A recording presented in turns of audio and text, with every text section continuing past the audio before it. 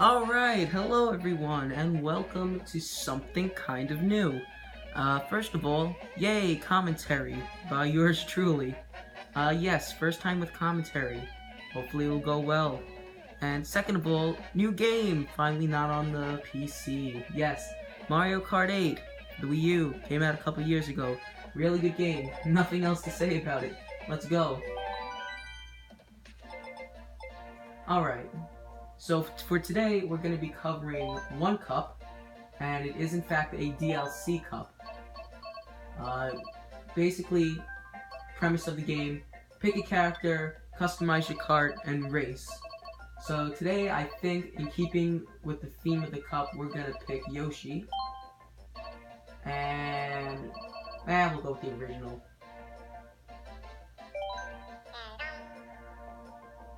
Alright, so we get to customize our cart, and here are the stats. Speed determines how fast your top speed is. Acceleration determines how fast your cart can reach top speed. Weight determines how heavy your cart is. Handling determines how well your cart can turn. And traction determines how well your cart can drift. There are also bikes in this game, as you can see, different kinds of bikes. I think it's only fitting that we use the Yoshi bike because we're playing as Yoshi. As for our wheels, let's keep it green with the leaf tires. And for our glider, we're going to keep it nice and simple with the cloud glider. So these are our statistics right here. Very good in acceleration and handling.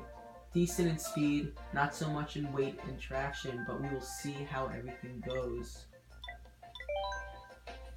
Alright. So the courses we're going to be doing today are featured in the Egg Cup, which is one of 4 DLC cups that you can get for this game. Our first cup is a remade cup, which premiered in Mario Kart Double Dash for the GameCube.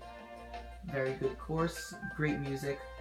Next is the Excite Bike Arena, which is basically an original track devoted to Excite Bike, the popular NES game. Up next is an original course, Dragon Drift Wave, featuring Gobblegut from Super Mario Galaxy 2. And finally, we'll finish with Mute City, which is from the F-Zero series. And yes, for all you Captain Falcon lovers out there, show me your moves. Alright, so let's get started with the cup. So basically, the premise of any Mario Kart game is obviously to race. To aid you in those races, you will find item boxes, which are those big, square, blocky looking things with question marks on them. They will each produce an item depending on which place you are in. The higher you are, the more likely you're to get some not so powerful items. The farther you are behind, the weaker, the more powerful items you're gonna get. So I'll take a break here and listen to the music.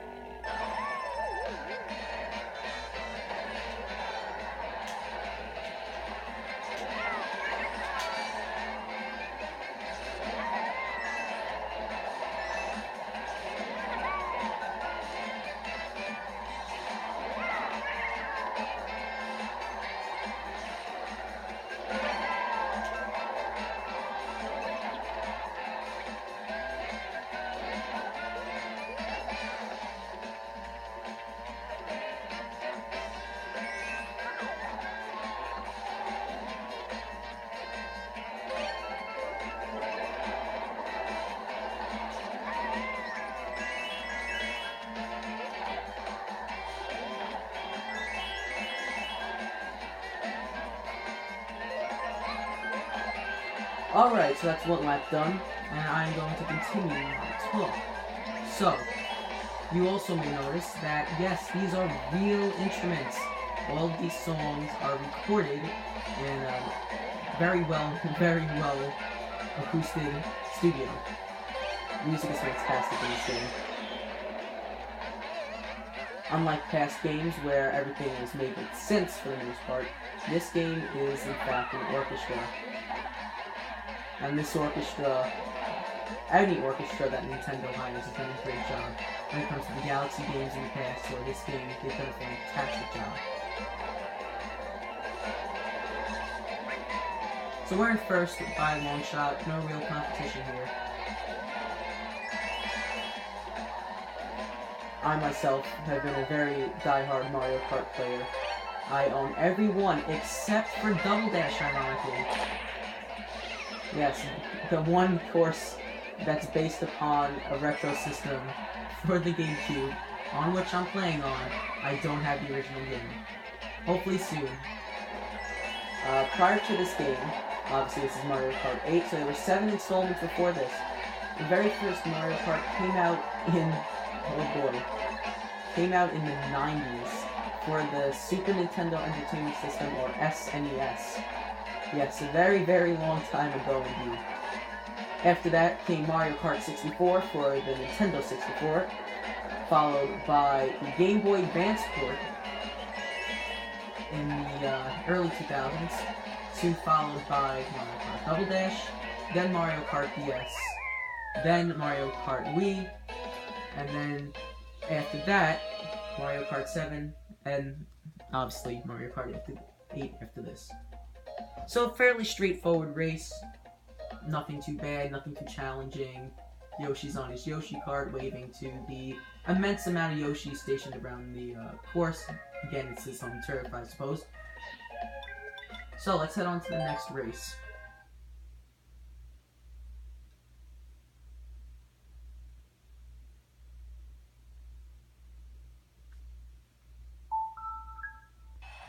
Alright, so here we are.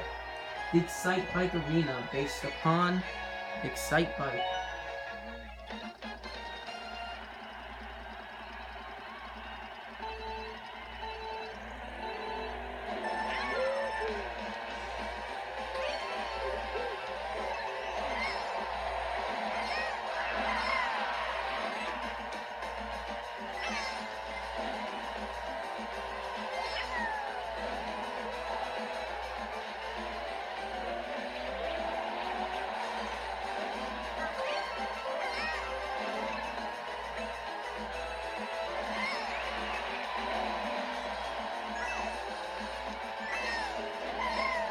So I don't know if any of you guys have ever played this game. If you do, leave a comment down below saying what your favorite track and why. I know for sure that there are several good tracks. I can even pick a favorite.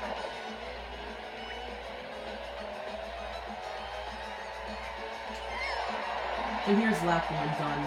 Fairly straightforward. There's a button that allows you to toggle the map, the minus button. There's also a map to see, lets you see behind, which is the C button on the nunchuck. Yes, I am playing on a nunchuck.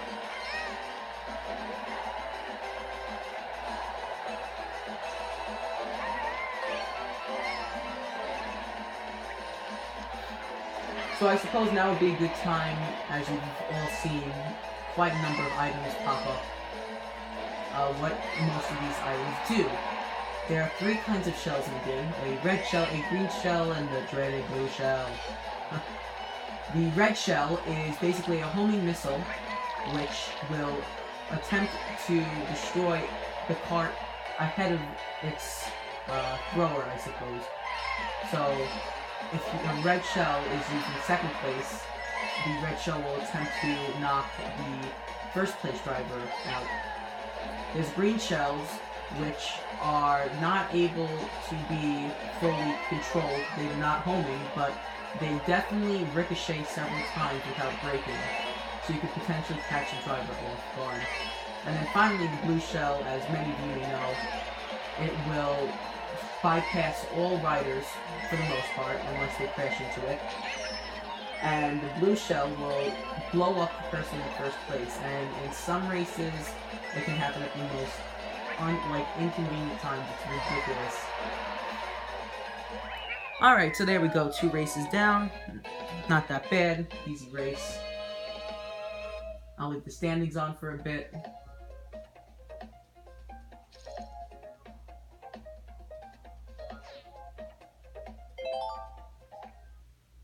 And on to the 3rd race. Now, I should mention that this game does have Amiibo compatibility. It will give you the opportunity to customize your Mii in that Amiibo's clothing, per se.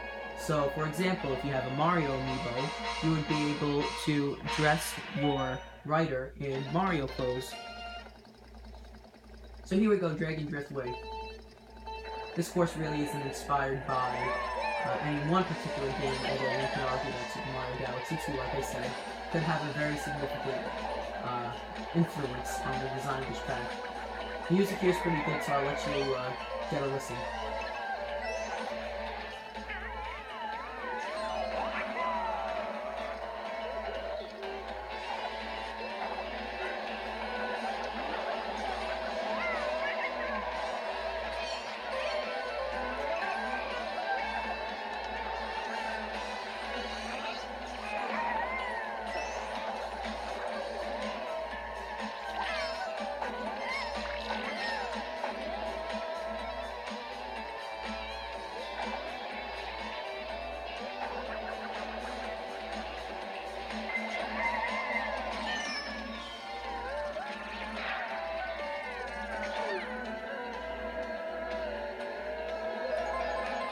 Yeah, it's a pretty sweet soundtrack this game has. I can't compliment it enough. So for the few subscribers that I do have, what have you been up to? What's going on? You know, have you played this game? If so, you know, don't hesitate to drop a comment, say what your favorite course is, favorite character, card combination. I want to hear it. If not, would you consider buying this game? Pretty good deal if you have a review. If you don't, well, you're missing out on quite a good game, my friends, for sure. This is probably the most difficult track in this cup, as you can clearly tell by my several failed attempts to remain on the track, which is the obvious goal of the game.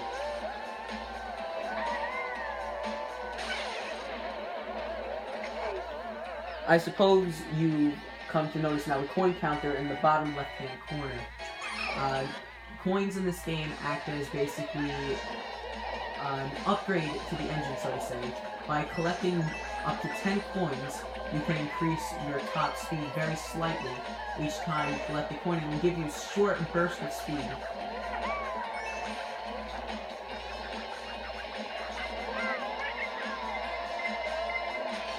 As you can see, that red shell was blocked by my banana peel. There are several items in the game that will allow a first place person, or any person for that matter, to block an incoming attack, namely a red shell or a green shell. And there's even an item that allows you to block a blue shell. It's a very rare item. We've yet to see it yet. It's called the Super Horn. And somebody here is going to try to get first, but luckily I've claimed that already. So there we go, race number 3 is done, and we are going to move on to the final race in this cup, which will be quite exciting.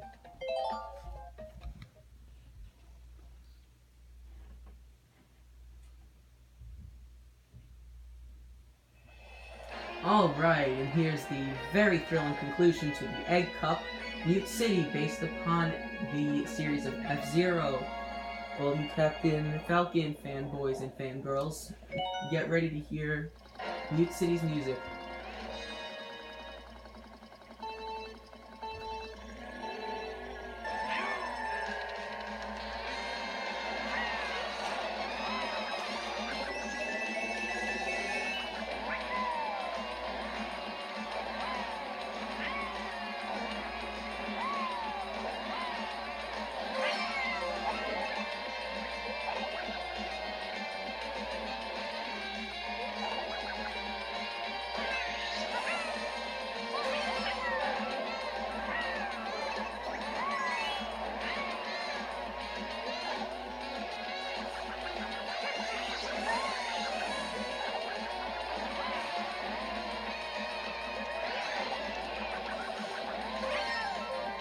So if any of you are really die-hard fans, you'll recognize this music is from Mute City F-Zero for the SNES.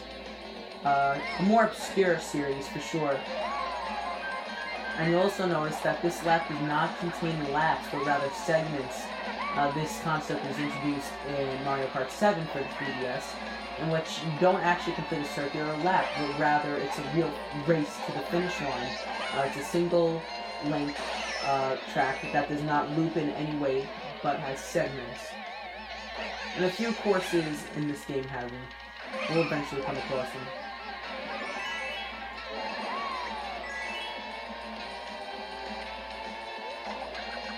So again, nothing really special here.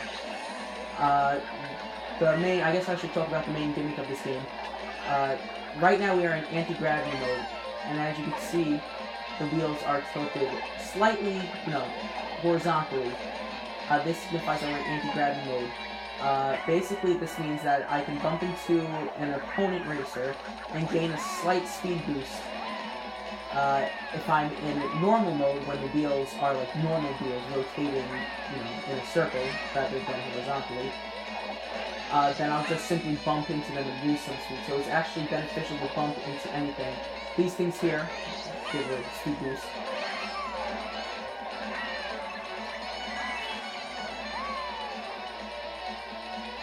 So this game in total has, let's see, I believe it has an astounding 12 cups. Something that's never been done before in a Mario Kart game. 4 DLC and 8 normal ones.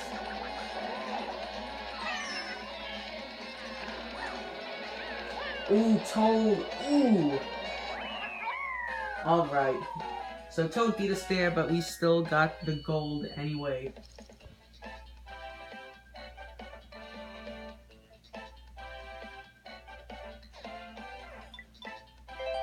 Oh yeah, even the post-race music has been changed to F-Zero.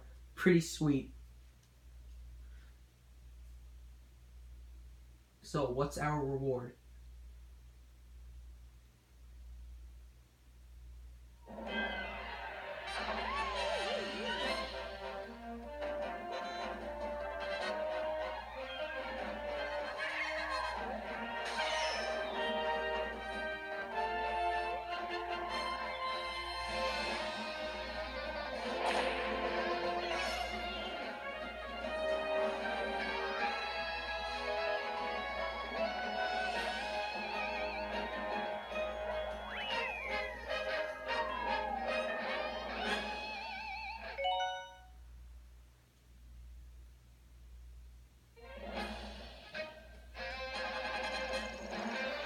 Alright guys, we got first place and unlocked a new character and a new vehicle customization option.